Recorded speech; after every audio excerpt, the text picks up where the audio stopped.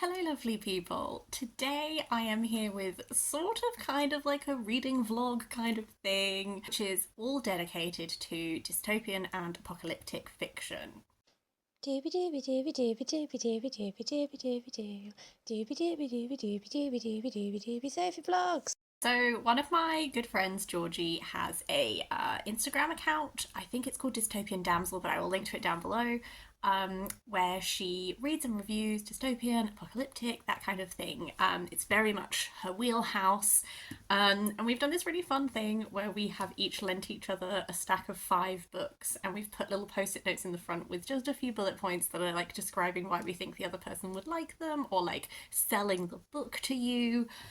So I have given her a stack that is like sci-fi fantasy kind of stuff, and in return, I have a little stack of 5 books. So what I thought I would do is I thought I would start off by introducing the books and reading you the little bullet points she's given me, and then as I read each book, I will review it. So I will kick things off with HappyHead by Josh Silver. This is described in here as a YA dystopian with queer characters. It's very humorous, comedic, relatable characters set in an experiment to fix the unhappiness epidemic with sinister undertones. And Georgie gave this one a 5 stars, so that's intriguing. The second book is Metronome by Tom Watson. This is a slow burner, character-focused themes of isolation and loss and motherhood. A couple are imprisoned to an island for 12 years for their crimes. When it's their release date, no one shows up. They must survive in order to be united with their son again. And interestingly, on this one, Georgie has given it 2 stars and said it was too slow for her, but she's interested to see my thoughts. Third, we have Before and After by Andrew Shanahan, which is described as humorous, apocalyptic, eating disorder / weight focused. Comedic, lovable main character Ben is trapped in his flat during a Z-type apocalypse, which I now know is a zombie type apocalypse. I had to take a tiny moment to figure out what the Z stood for. And she said it's immensely moving, and she gave this one 4 stars. Before, we have The Cull by Joanne Roach. Dark dystopian, roller coaster of emotions, brutal themes, shockingly good. Overpopulation leads to the world culling people of every age. We follow 2 young people from completely different backgrounds as they are called forwards for the cull. And she gave this one a 5 stars. So I am super duper intrigued by, but I think it might be a bit like full on. So I think I'm going to sandwich it between some of those like slightly light-hearted ones. And then the final book is All That's Left in the World by Erik J. Brown. This is described as a romance for a YA audience with queer characters, post-apocalyptic, character-driven, alternating POVs. Beautiful queer romance story set amidst the apocalyptic world. Lovely main characters, 4 stars.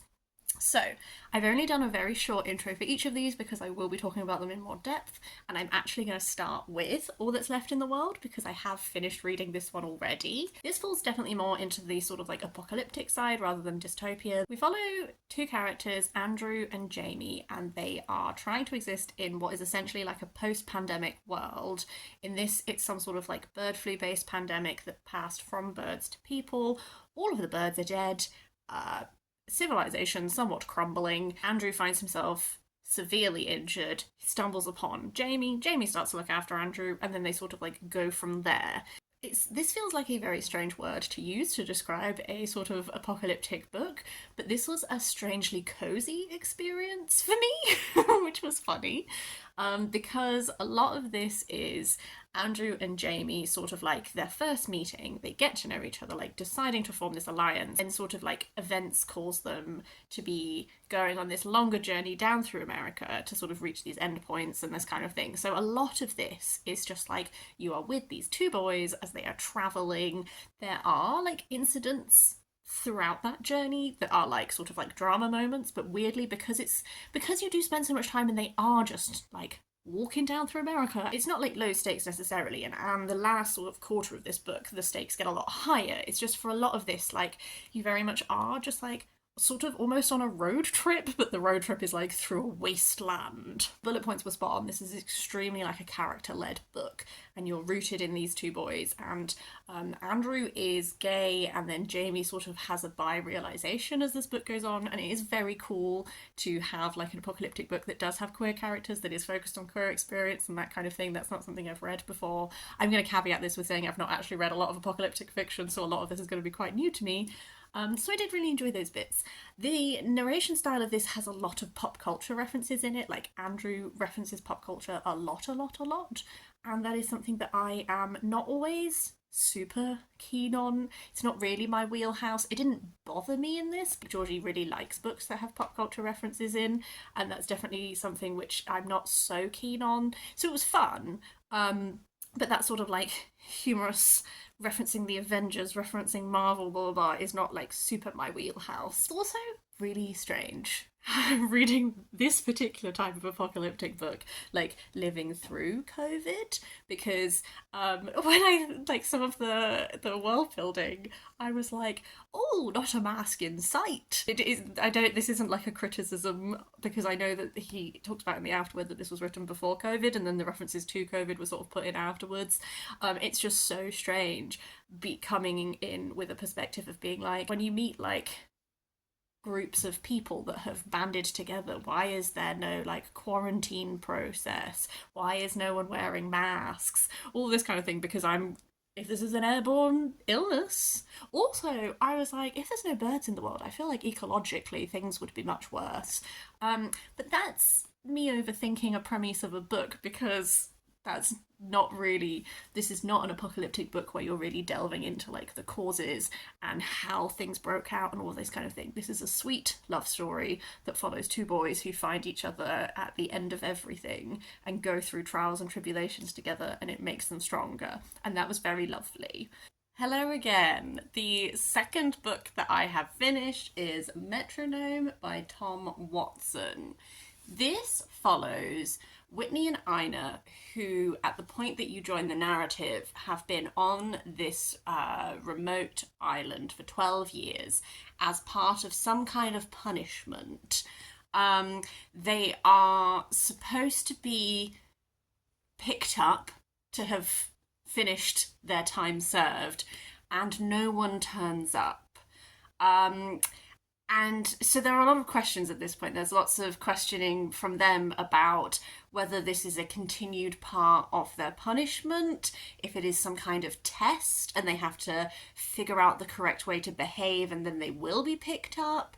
That kind of a thing. Aspect of their exile is that this island, it's sort of implied that there has been like climate change to the point where this particular area that they are living is sort of toxic in some way. So there is a pill clock that they are reliant on, that 3 times a day they have to put their little thumb on it, and then it dispenses a pill and it stops them from being like immediately dying because of the toxins in the atmosphere. I did like this.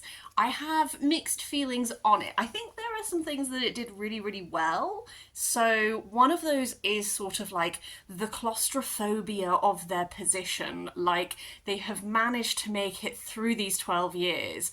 At some point, regular communication with their warden dropped off. So there is this real sense of constriction, because yes, they do have like a whole island, but they're very confined by the fact that they have to return 3 times a day to this pill clock, so they can't even explore fully where they are because they're tied to the physical house that they live in.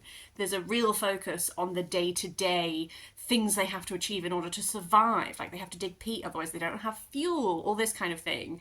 And particularly because they are a couple, I found there was a real claustrophobia in their like interactions with each other. Like, 12 years have tested them.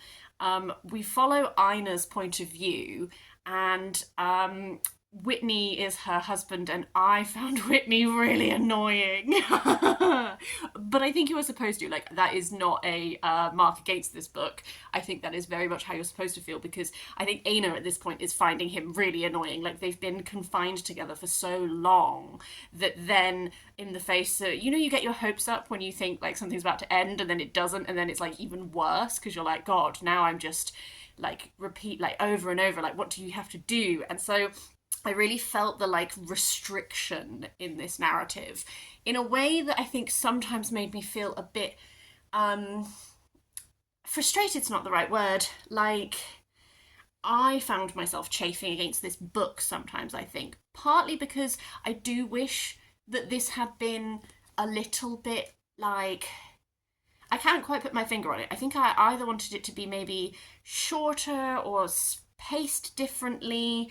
There's a lot of vagueness to this text. Like, as I said, with like this whole like climate change, like insinuation, like you're given lots of, well, you're not really given a lot of world building, is what I'm saying. You're given lots of sort of vague things where you, as the reader, are left to sort of fill in the blanks of what that might mean.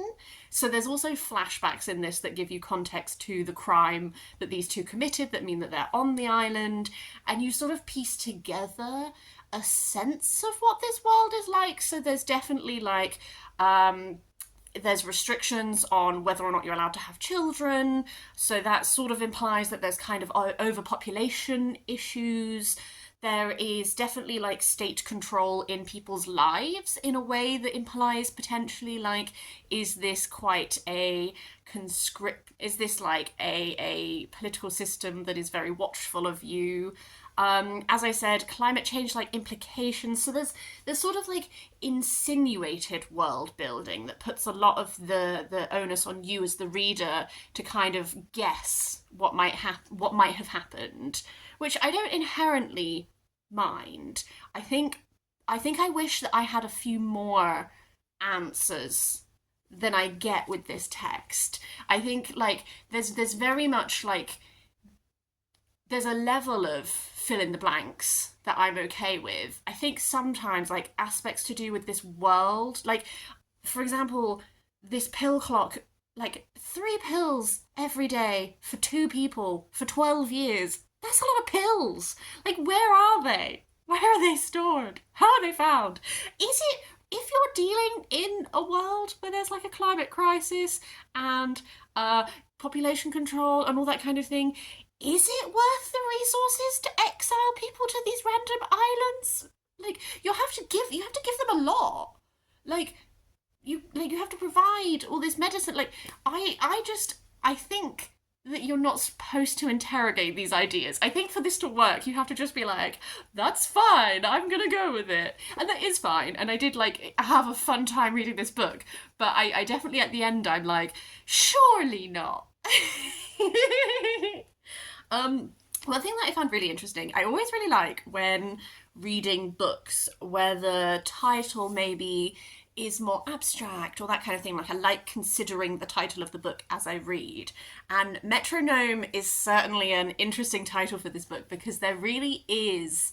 Time is something that runs so heavily through this. Time in regards to time served. There is like a plot aspect that involves Aina needing to like note down time, and she pays a lot of attention to time and that kind of thing. They have a metronome in the house. Aina used to be, well, she still is, but she was a performer. She doesn't have any instruments with her, obviously, now, so that's why I said used to be, but like music is something that was so big in her life. That was her career. So that very much continuing music in your life in some way when you have literally no access to instruments is interesting. And this sort of like the way that time is set in that like times of day, like their pill clock always happens this time, this time, this time, and if you miss it, you miss it, and that kind of thing. But time as experienced can be wildly different, you know. Time flies when you're having fun, and time, all of that kind of thing. And I think that this really does also engage with that aspect, which is why I hesitate when I say about maybe the pacing of this didn't quite work for me or that kind of thing, because I do think that those things were very deliberately done. I think this is a book that is written for some parts of it to drag because their life drags. What I think I found is that maybe for about 3/4 of this book, you're sort of with one type of plot that is paced in a very slow way, that occasionally like has different beats and different that kind of stuff as different like plot threads develop and that kind of thing. But then the last quarter of this book introduces some other things, and I felt like the pacing kind of changed quite a lot. I would say that my metronome increased, like the ticking got a bit faster and that kind of thing. But then I feel like the point that we end at sort of gets back into this like slow, draggy kind of pacing. I don't know. I think that this is doing interesting stuff with how it's paced. There's a recurring refrain, Yantan Tethra, which is sheep counting up north, and Aina uses this a lot, and it is repeated a lot in the text from her perspective. She uses it as like a passing time. She uses it to ground herself sometimes, that kind of thing. So there is almost in the way that this is narrated, there is like a beat. I wouldn't say that this is like musically written in when I think of musical writing, I don't think of writing like this, but I do think that there is like a beat and a rhythm here that again is interesting. So I think this is one of those books where I'm like, from like a construction point of view, I actually think it's doing some cool, interesting things, and I can like respect it. So much of reading is like subjective, what gets you, what grips you, what makes you feel. And I don't think that this is a book that I've come away from being like, wow, what a book. And that is interesting because the reason why Georgie lent this to me is that she liked it, but she found the pacing slow, and she was interested to hear my thoughts on it. So I feel like we are in agreement on that one, in that I just think that something about this didn't fully hit for me, but I do think that it is interesting. Um, I think describing it as a literary thriller is misleading because to me, like a thriller implies a much faster pace of something. And so much of this is just being in characters' heads. Like you're in Aina's head, and she doesn't know what she can trust. There's a thing really early on where like a sheep turns up, and the sheep has little like pine needles on it, and it's like, but we're on an island. How did a sheep get here? And I liked that that was like slow, and you're just questioning everything, and you're like, what can you trust, who can you trust, what is happening?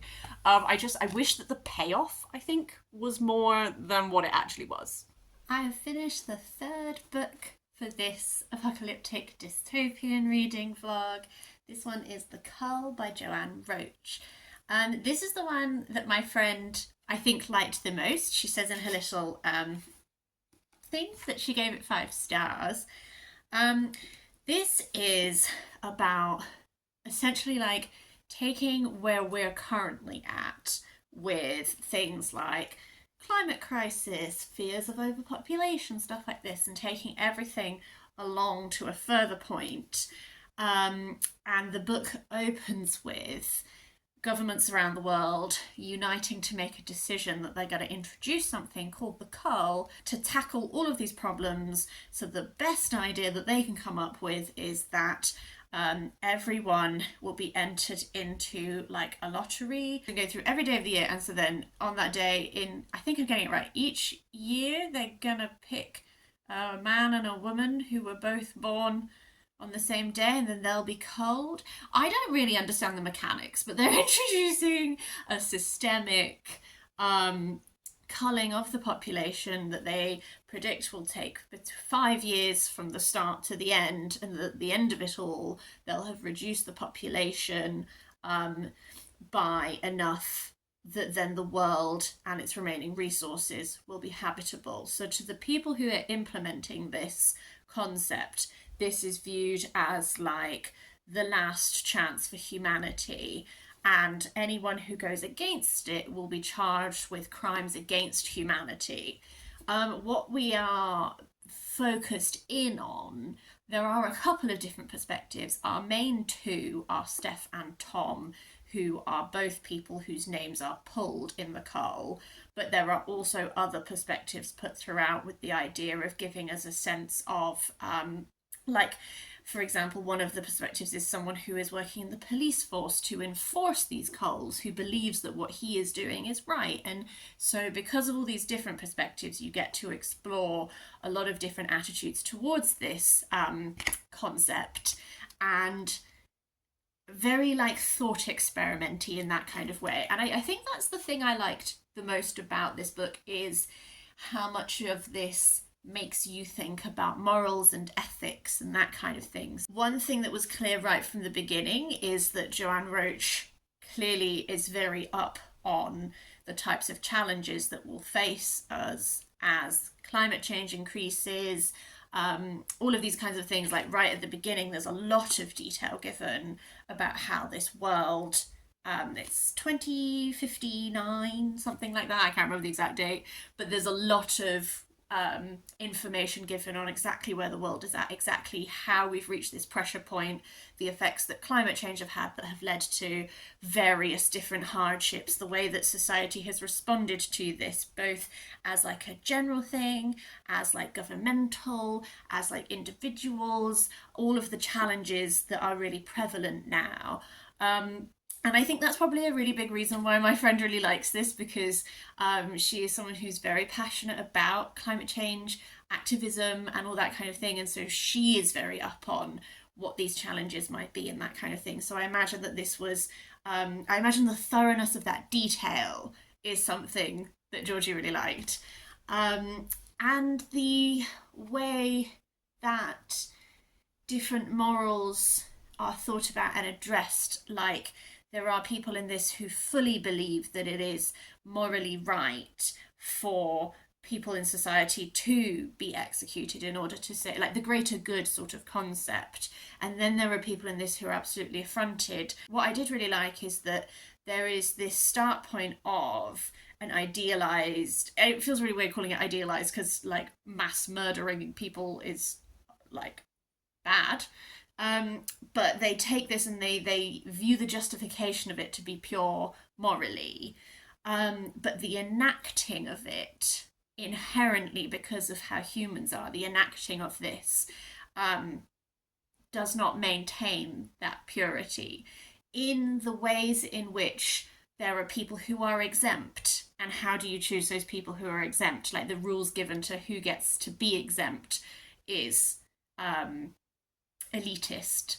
There are other decisions being made, like choosing to refuse medical treatment to people with different conditions, which is extremely eugenics. And I think one thing that would have been interesting actually is some of the things like forced sterilization and this kind of thing that are discussed in this are obviously things that historically have happened, and they've happened to very specific populations and types of people. I think maybe it would have been interesting to look at that in some detail. I think that there was like a lack of looking at how this would be affecting different populations of people much more in a much more extreme manner than others. It was touched on, but I don't know. I shouldn't be trying to do this while I'm ill because my brain keeps being like blank. The way that the Cull is enacted is that actually the reality of going to the centre and all of this, like people are not treated with dignity, people are not treated with respect. There are a lot of people who are potentially power hungry who view the fact that they're involved in this system and therefore immune from the system to enable them to be cruel to others and violent to others and all this kind of thing. So I think it's interesting to come from a start point of this idea, whether or not you as the reader agree that it's justified, like the idea at its concept, and then actually seeing how it is enacted, how society responds to it, the way that there are people who fight against this. There's like a macro story that is like the more general background society response, and then there's like the micro story that is looking specifically at Steph and Tom. From a writing style point of view, I feel bad mentioning this because this is a self-published book and I fully admire the efforts it takes to self-publish and all of that. I am a professional proofreader as part of my job, and there are quite a lot of things that I would like to go in and correct. Yeah, I can't turn it off. And then as I read, I'm like, oh, that missing end of the word would be nice to have. Oh, I wish all of this speech was formatted correctly. Oh, I wish like this was consistently formatted rather than changing continually throughout the entire novel. That's something that probably won't bother a lot of people. If you are a detail-orientated little proofer like I am, occasionally I found it distracting me, and that's entirely me, and it takes a lot of work to write this many words and publish them, so I'm not like slagging it off. I'm merely mentioning it because I know that for some readers that's a massive bugbear that does stop them enjoying books, so just throwing it out there. The actual writing style, I found this very readable. I read this literally in like 2 days, so super, given that I was having like moral and ethical thought processes, the actual reading of it super quick. For me, the writing style didn't stand out as anything particularly memorable, and I felt a little bit like the characters were what I'm saying is I also don't think that the characters are going to stay out in my mind. I think that they work really well as ciphers for you, the reader, to go on this emotional journey and look at these wider concepts, because I think that they feel like very standard character ideas for me. Like, Tom is a doctor, he wants to help people, so he works in the NHS, he has conflict with his family, that's his arc. Steph is a lovely lady, her family treated her badly, she's really nice to people, that's her arc. Like, they're not hugely complex as characters, but because the complexity of the world, I guess, is there. Like, it's fine. It's just, I think what I'm going to come away from this book remembering is the wider concepts rather than like particularly the writing style or the characters really staying with me. I'm back with book 4. I took a small break from this project because I was feeling quite stressed due to stuff in like work being busy and all that kind of stuff. I have been finding that reading apocalyptic dystopian things has not been helping my stress levels. I'm quite affected by what I read day to day because I spend quite a lot of time reading because it's a hobby that I put time into. And I have been finding that dedicating time to reading things that are focusing on the apocalypse and that kind of thing is really not helping, for example, my climate anxiety and stuff like that. But I have got back on it. Unfortunately, I DNF'd Before and After by Andrew Shanahan. This is the book that I was not sure how I was going to get on with, and I've just decided not to finish it.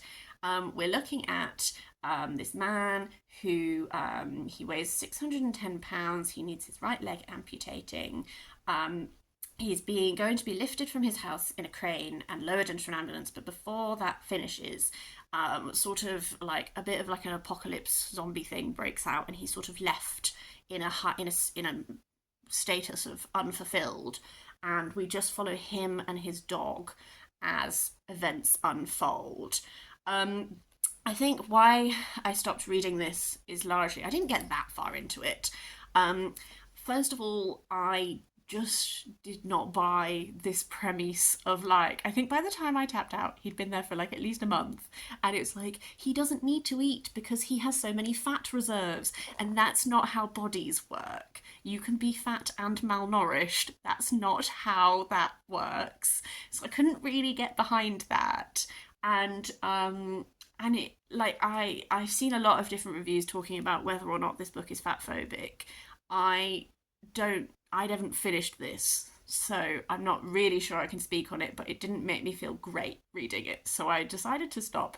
It also has quite a lot of body focus in a way, like I stopped before this point, but having now read reviews, I do know that he does do a self-amputation of the leg, and in quite detail, and I cannot do that level of detail in stuff to do with amputating, and there's a lot of focus on like bodily stuff and that kind of stuff. I just can't, that does not work for me. I do not enjoy reading that kind of thing.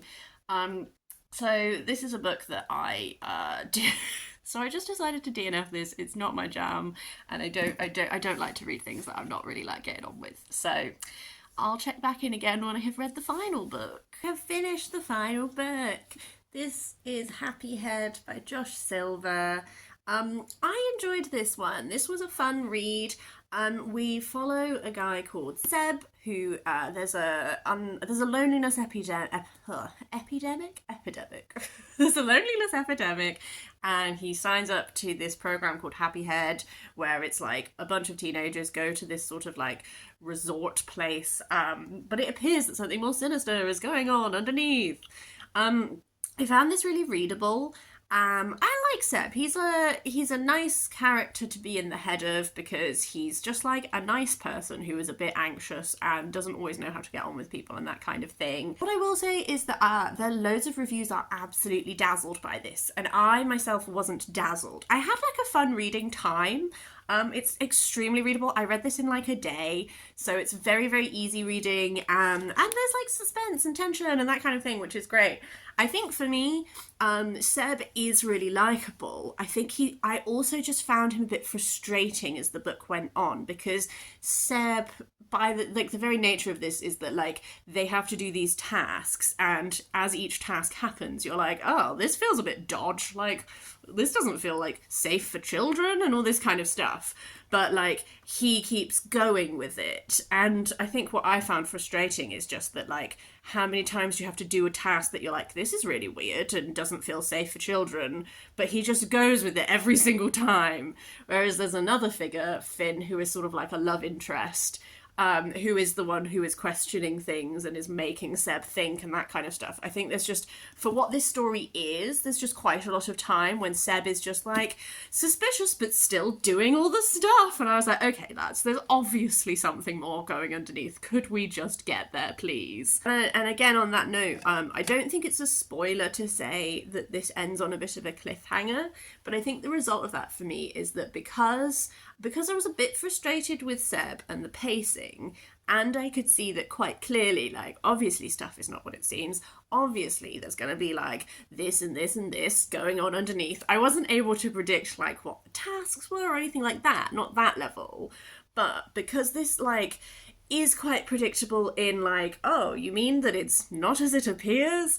And then it ends on a cliffhanger. I sort of feel like after finishing it that I've not actually been delivered a story. I've been delivered like the start of a story, which you could argue is what a sequel book is, but you like often when you read books that have more than one sequel in it, at least when you finish one book you have like that chapter is complete, and then you're like, but there's all these new questions or whatever, whereas I didn't really feel like this chapter was complete. I was like, okay, so I don't get anything. I get what I thought was going to happen, and then nothing more. I think one thing that maybe set me up badly is that I take great umbrage with this quotation on the front.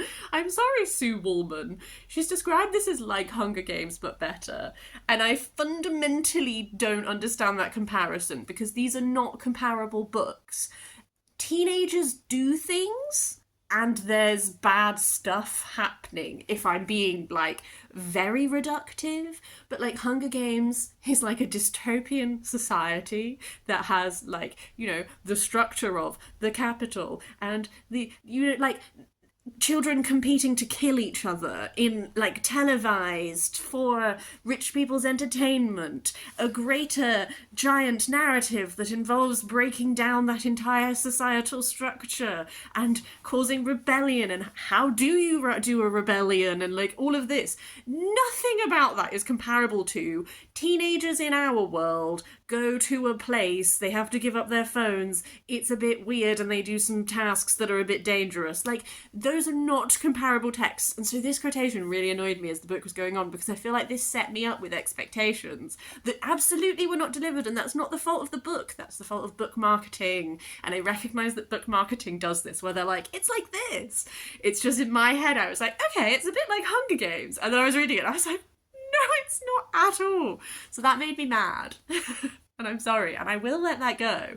I just needed it on record because it really fucked with my expectations of this book. Yeah, this was fun. This was like a solid 3-star read for me. I think most of the books in this have been, actually. I think what I've learned from this is that number one, I feel like I know Georgie's reading taste a lot better, and that's really great, and I feel like I could recommend her books better. If I was to pick for Georgie again, I would pick books that have really like interesting ideas at their heart and are very readable and fast-paced, character-based. I feel like a lot of these have like a main character in them who's very relatable for you as the reader, who's very accessible because you're really rooted in like them and how they feel and how they experience everything. Whereas I think that some of the books that I have picked, maybe like I picked like the 5th season and stuff, and I'm wondering if second person narration might not be entirely her jam. I don't know, we'll find out.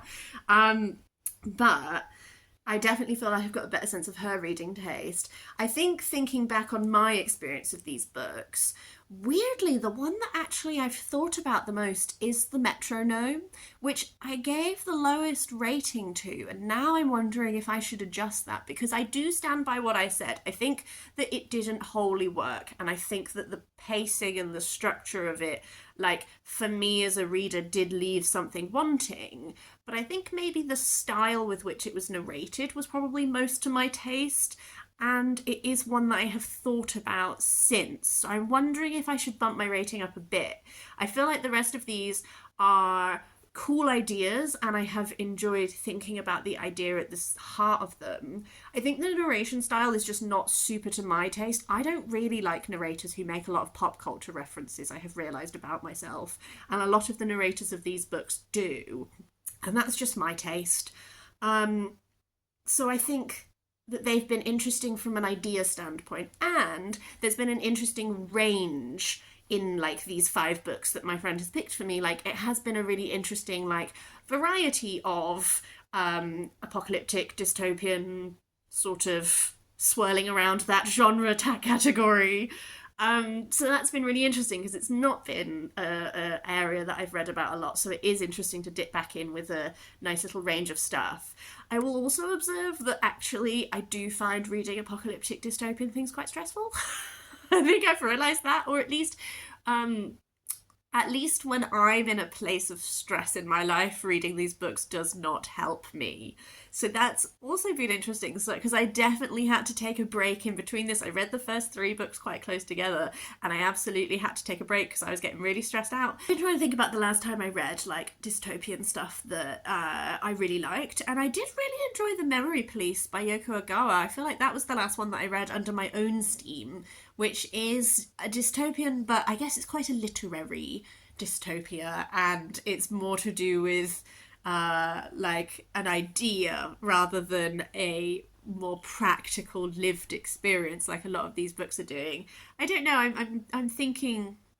I don't know. I might go away and do some noodling and see if I can find any that that really appeal to me. If you have any recommendations, I would still like to hear them. I don't think I'm going to turn around and become like the biggest apocalyptic reader of all time because I do find it quite stressful, but I might try and dip my toe into the water a bit more. I'm not sure.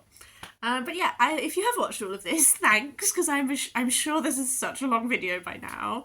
I would love to hear your thoughts on any of the books I've talked about, or just apocalyptic dystopian books in general. Do you like them? Do you not like them? How do you get on with them?